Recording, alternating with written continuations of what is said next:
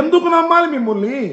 అసలు మిమ్మల్ని అధికారంలోకి ఎందుకు తీసుకొచ్చామని బావురమని ఏడవలసిందే కదా తెలుగు రాష్ట్ర ప్రజానీకమని నేను అడుగుతా ఉన్నా.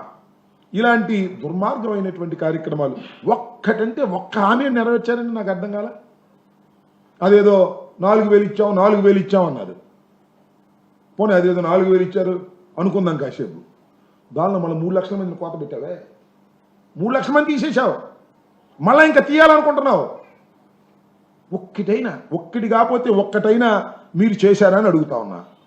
ఉచిత బస్సు అన్నావు, ఏమైంది? బస్సు చూసైంది. తల్లికి 100, ఇదిగో అప్పుడు ఇస్తా. మొన్న ఏమంటున్నాడు? ఇన్స్టాల్మెంట్స్గా ఇస్తా అంట. ఇచ్చాడు ఒకసారి ఇన్స్టాల్మెంట్స్గా, గుర్తుందిగా మీకు? ఏది? రైతు భరోసా కాదు, రైతు రుణమాఫీ. ముందే సొత్తాగా ఇచ్చేస్తా అన్నాడు, తర్వాత ఇన్స్టాల్మెంట్స్ అన్నాడు, తర్వాత స్కేల్ ఆఫ్ ఫైనాన్స్ అన్నాడు. 3 బంగారాలు పెట్టాడు మొత్తం రాష్ట్ర ప్రజానీకానికి.